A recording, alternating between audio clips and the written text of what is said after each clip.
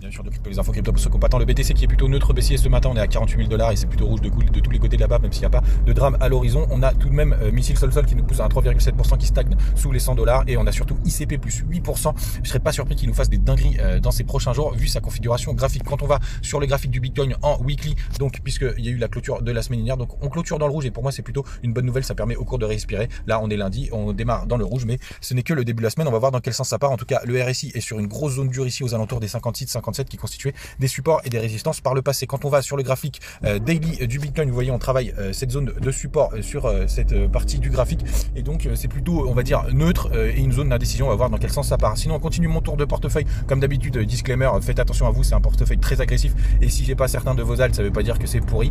En tout cas on continue, on est sur 1 sur 5. Je vous ai noté le nom parce que vous allez voir j'ai beaucoup d'alts et beaucoup de projets même de plus en plus risqués. Donc LSK il est 150e si je dis pas de bêtises, il y a quand même un gros potentiel.